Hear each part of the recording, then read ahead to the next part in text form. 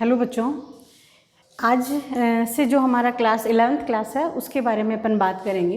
देखो 11th class है हमारी, 10th के बाद में हमारा एक नया मोड चालू होता है कि जहाँ से हमें ये डिसाइड करना होता है कि हमें कौन सा सब्जेक्ट चूज़ करना है। तो अपना जैसे सब्जेक्ट हमारा फिज़िक्स है, लेकिन हम फिज़िक्स तक पहुँचने से पहले कुछ और बात करते हैं कि जैसे हमने 10th पास आउट किया, सबसे पहले स्टूडेंट्स के सामने कि क्वेश्चन मार्क आता है कि मैं सब्जेक्ट कौन सा लूँ। सब्जेक्ट में वो क्या लेगा, या साइंस लेगा या आर्ट्स लेगा या कॉमर्स लेता है, या एग्रीकल्चर भी साइंस का ही एक पार्ट आ गया। तो यहाँ उसने क्या ले ली, 11th क्लास के अंदर उसने क्या ले लिया, साइंस शब्द। अभी ये जो साइंस शब्द है उसके बारे में अगर बात करते हैं तो जो साइंस शब्द है वो एक लैटिन भाषा का शब्द है, जो साइंटिका लैटिन भाषा का शब्द है। साइंटिका जिसका अर्थ होता है जानना या ज्ञान या विज्ञान। हिंदी में इसे क्या कहा जाता है, विज्ञान, जो अपने आप में ही बताता है क्या, ज्ञान। ये विज्ञान संस्कृत भाषा के शब्द से आता है। तो साइंस का जो अर्थ ये कहें कि इसकी मीनिंग क्या है, तो ये कि क्यूरियसिटी डेवलप करता है कि तो साइंस के स्टूडेंट में एक हमेशा रहना चाहिए कि उसके दिमाग में हर चीज़ के लिए क्वेश्चन मार्क होना चाहिए। तभी विज्ञान या ये कहें अपन साइंस जो नाम ले रहे हैं, जानना, ज्ञान या किसी चीज़ को खोजना, उन पे आता है कि भाई हम कह रहे हैं कि दूध से दही जमता है, क्यों जमता है, कैसे जमता है। तो ऐसे कुछ क्वेश्चंस हमेशा साइंस स्टूडेंट के दिमाग में हर पल रहने चाहिए, जिससे उसके दिमाग में उनको खोजने की प्रवृत्ति रहेगी कि हमें पता करना है कि हाउ कैन डू दिस, है ना। ये चीज़ हमेशा रहनी चाहिए कि हम इसको कैसे कर सकते हैं या ये कैसे हुआ, ये चीज़ें आनी चाहिए। तो अभी 11th क्लास में बच्चे ने क्या ले ली, साइंस। तो साइंस के बाद में यहाँ से हमारे पास शुरू होती है, देखो यहाँ से एक सब्जेक्ट ले लिया जाता है, किसी स्टूडेंट के द्वारा ले लिया जाता है क्या, मैथ। एक सब्जेक्ट आता है इसमें क्या, बायो, और थर्ड अपन इसी के अंदर आता है क्या, एग्रीकल्चर। ठीक है, अभी हमने मैथ और बायो इन दोनों की बात करते हैं। इन दोनों में दो कॉमन पेपर्स होते हैं, हिंदी इंग्लिश कंपलसरी सब्जेक्ट है, साथ में ही इनमें दो सब्जेक्ट और होते हैं। क्या होंगे, एक होता है फिजिक्स एंड सेकंड होता है केमिस्ट्री। इसे बोलते हैं भौतिक विज्ञान।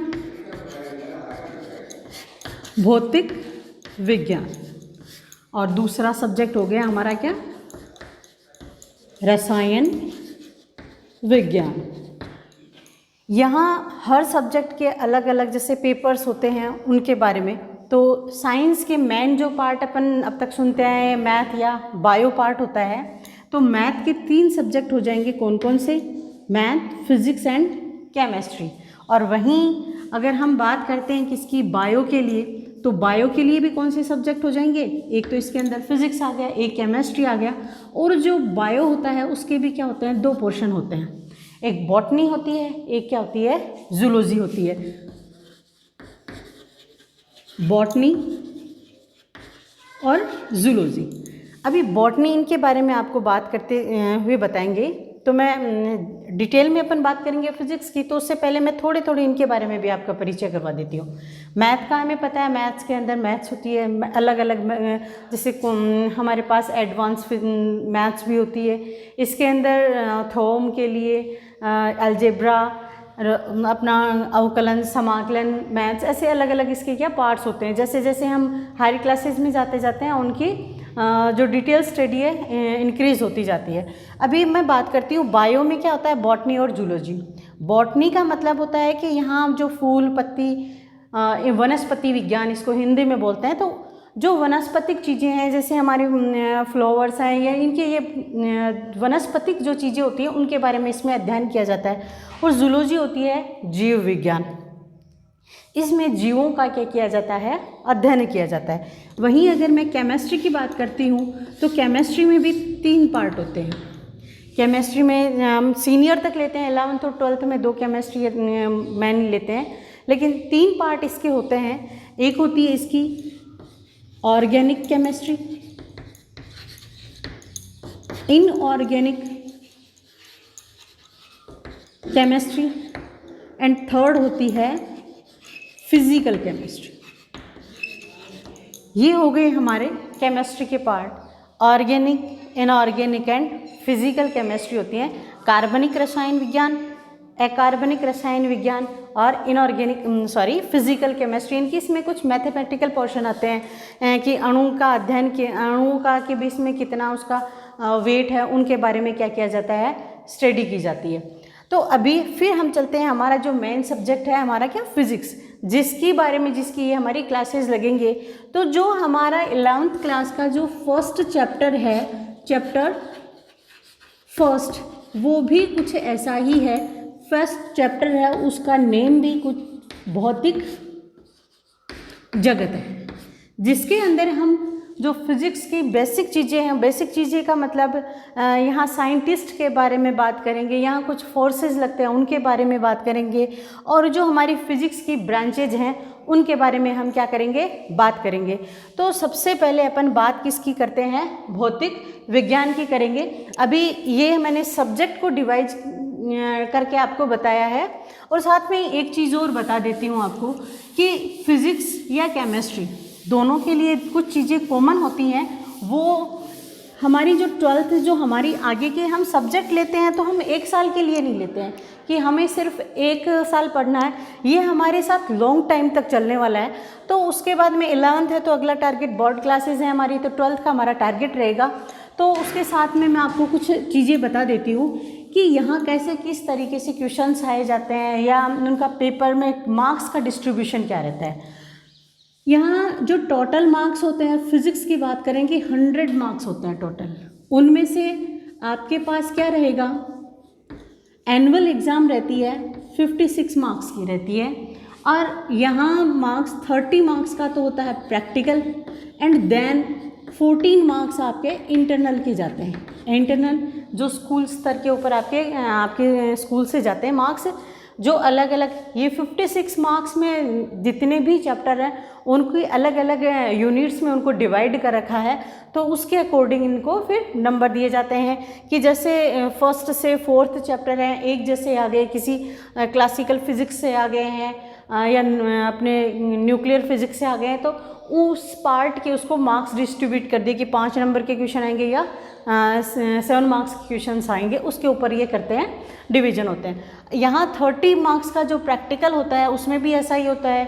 आपके पास एक मेजर प्रैक्टिकल आते हैं, 2 माइनर प्रैक्टिकल आते हैं, देन उनमें से वाइवा एंड आपका जो रिकॉर्ड मेंटेन करते हो आप, जो प्रैक्टिकल्स लिखते हो, जो क्लास में आप करते हो, उनके बारे में आता है। फिर थर्ड आपके पास आता है 14 मार्क्स का।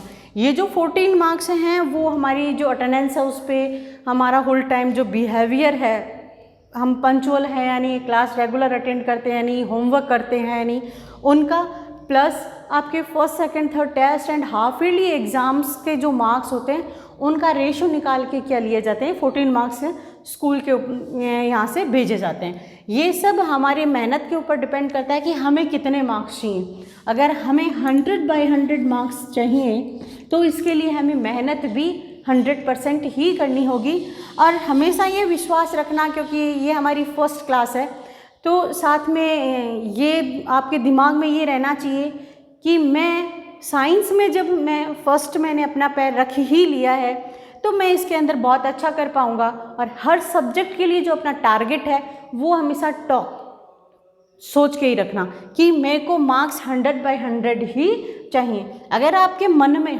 ये रहेगा कि मेरे को 100 मार्क्स लाने हैं, देन यू कैन, आप कर सकते हो, ये चीज़ें आप ला सकते हो। किसी भी सब्जेक्ट को पढ़ना इतना मुश्किल नहीं होता है। लेकिन जो फिज़िक्स है, अभी मैं वापस अपने सब्जेक्ट पे आ जाती हूँ। फिज़िक्स किंग सब्जेक्ट है, अगर आप मेहनत करोगे तो इसमें आपके 100/100 मार्क्स आ जाएंगे, लेकिन मेहनत आपको करनी पड़ेगी।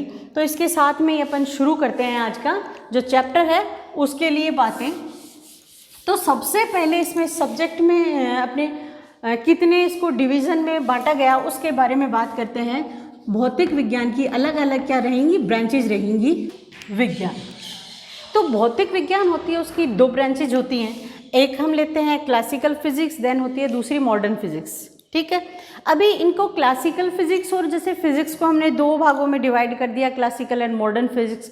अभी क्लासिकल फिजिक्स के अलग पार्ट्स होते हैं एंड मॉडर्न फिजिक्स में हम अलग चीज़ें पढ़ते हैं, यानी कि इनको भी इन्होंने डिवाइड कर रखा है। जैसे क्लासिकल फिजिक्स की बात करते हैं, अगर हमें क्लासिकल फिजिक्स की बात करेंगे तो उसके अंदर हम लोग पढ़ेंगे किसकी, यांत्रिकी। यांत्रिकी का मतलब हम मैकेनिक्स बोलते हैं इसको। तो मैकेनिक्स का मतलब ये हो जाएगा कि हम इसमें कण की गति के बारे में, उनके बारे में बात करते हैं। देन ऊष्मा गति की, यहाँ ऊष्मा की बात करेंगे, ताप की बात करेंगे, और जो हमारे जैसे हम ऊष्मा गतिकी में थर्मोडायनेमिक्स का जो चैप्टर आते हैं उसमें बात करते हैं कैलोरी मापी से कि भाई टेम्परेचर बढ़ रहा है तो टेम्परेचर का क्या क्या इफेक्ट आता है, उन सब के बारे में बात करेंगे। विद्युत चुंबकत्व, यहाँ हम विद्युत की जो चुंबकीय प्रवृत्ति है उसके बारे में अध्ययन करते हैं। और ध्वनि विज्ञान, ध्वनि विज्ञान का मतलब है यहाँ जो ध्वनि है किसी कण की ध्वनि के बारे में डिटेल में स्टडी करेंगे। यहाँ हमारे पास 11th क्लास में प्रैक्टिकल भी है, जैसे सवृत्र के रूप में लेते हैं, तो उसके अंदर हम कंपनों के बारे में भी ये कह सकते हैं कि कंपन के बारे में भी इसमें अध्ययन किया जाता है। वहीं जो 5th पार्ट आ रहा है अपना क्या, प्रकाशिकी। जो प्रकाशिकी चैप्टर है, प्रकाशिकी के बारे में आप थोड़ा सा देखो, ऑप्टिक्स हो गया।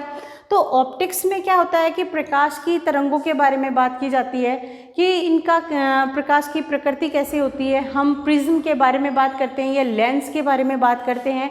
वो जो सारी स्टडी है वो हमारे अंदर प्रकाशिकी जो ब्रांच होती है फिजिक्स की, ऑप्टिक्स, उसके अंडर में आती है। वहीं अगर मैं मॉडर्न फिजिक्स की अगर बात करती हूँ तो मॉडर्न फिजिक्स में जो पहला नाम है हमारे पास क्या आ रहा है, आपेक्षिकता। तो ये आपेक्षिकता क्या होती है, आपेक्षिकता के अंदर भी गति का ही अध्ययन किया जाता है। यहाँ गति है वो किसी सापेक्ष गति की जाती है कि यहाँ जैसे दो हमने अलग अलग ले लिए तो इनकी गति एक किसी थर्ड के क्या रहेगी, सापेक्ष निकालते हैं। तो ये जो सापेक्ष निकालते हैं वो किसके सापेक्ष निकाली जाती है, प्रकाश के सापेक्ष निकालते हैं। यहाँ गति का ही अध्ययन होगा। बस यहाँ आपेक्षिकता से आपको ध्यान में रखना है कि यहाँ हम प्रकाश के सापेक्ष गति का क्या किया जाता है, अध्ययन किया जाता है। देन जो सेकंड हमारा है क्या, क्वांटम यांत्रिकी। यहाँ भी हम क्या करते हैं, प्रकाश के कणों का क्या किया जाता है, अध्ययन किया जाता है कि प्रकाश और कणों की जो द्वैत प्रकृति है उनके बारे में हम डिटेल में बात करते हैं। और थर्ड हमारी है परमाणु भौतिकी। अब जो परमाणु भौतिकी है उसके अंदर अपने आप में ये बता रहा है कि परमाणु में हम क्या करेंगे, इलेक्ट्रॉन्स, न्यूट्रॉन्स या न्यूक्लियर जो फिजिक्स आती है वो सारी की सारी किस में बात करते हैं, हम इसमें परमाणु भौतिकी के अंदर बात करते हैं। वहीं एक फोर्थ और है इसका, वो होता है क्या, नाभिकीय भौतिकी। नाभिकीय भौतिकी, जो नाभिकीय भौतिकी है वो इसके अंदर हमने न्यूक्लियर फ्यूजन को पढ़ा है, नाभिकीय विखंडन हो गया, संलयन हो गया, उन सब के बारे में नाभिक के जो है, नाभिक के संपूर्ण स्टडी है उसमें हम करते हैं। नाभिकीय भौतिकी के अंदर हम डिटेल में इनकी बात करेंगे। अभी जो हमारे पास 11th क्लास है, 11th क्लास में हम ज़्यादा बात करेंगे ध्वनि विज्ञान के बारे में या ऊष्मागतिकी और यांत्रिकी। ये इनके जो छोटे छोटे पोर्शंस है वो हमारे पास 11th क्लास में आएंगे। देन जब हम सेकेंड फेज़ पर आते हैं, सेकेंड फेज़ का मतलब जब हम 12th क्लास में आएंगे तब हमारे पास चुंबकत्व के बारे में भी बात करते हैं। ऑप्टिक्स के ऊपर, न्यूक्लियर फिजिक्स के अंदर परमाणु, ये इन सब के बारे में थोड़ी थोड़ी माइनर स्टडी हम करेंगे। आगे जाके हमारे पास जैसे कॉलेज लेवल पर जाते हैं तो हमारे पास क्वांटम फिजिक्स का एक अलग पेपर होता है, हमारे पास न्यूक्लियर फिजिक्स अलग होती है, मैकेनिक्स का पेपर अलग होता है, तो उनको आगे की बातें हम बाद में करते हैं। तो फिलहाल हमारे पास हम आप लोग जो फिज़िक्स है उसकी ब्रांचेज के बारे में, इनके बारे में कि फ़िज़िक्स क्या होती है और ये हमारे पास कहाँ से कैसे क्या निकल के आ रहे हैं, कितने सब्जेक्ट्स इसके अंदर होते हैं, क्या क्या इसमें स्टडी की जाती है, उनके बारे में हम बात कर चुके हैं। अभी मैं बार बार बात कर रही हूँ फिज़िक्स, लेकिन आपको ये पता होना चाहिए कि जो फिज़िक्स है इसका अर्थ क्या होता है। जो फिज़िक्स होती है वो एक ग्रीक भाषा का शब्द है। भौतिकी फिजिक्स किसका रहेगा, ग्रीक भाषा का शब्द है। और जो फिजिक्स शब्द है इसका अर्थ होता है प्रकृति। हमेशा भौतिकी या भौतिक जगत ये ले रहे हैं, तो ये ग्रीक भाषा का एक शब्द है, ये हमें ध्यान रहना चाहिए। जैसे साइंस हमें लैटिन भाषा का शब्द लिया है, ग्रीक क्या आ जाएगा अपना भाषा का शब्द क्या रहता है अपना, भौतिकी रहता है। और जो सब्जेक्ट पढ़ते हैं उसके बारे में हमें उसकी मीनिंग जो होती है उसके बारे में भी हमें पूरी जानकारी होनी चाहिए। तो जो मीनिंग इसका क्या हो गया, प्रकृति, या क्या कह सकते हैं इसको, नेचर। जो भौतिकी क्या संस्कृत शब्द का शब्द है अपना, फिजिक्स लैटिन भाषा का शब्द है, ये ध्यान में रखना।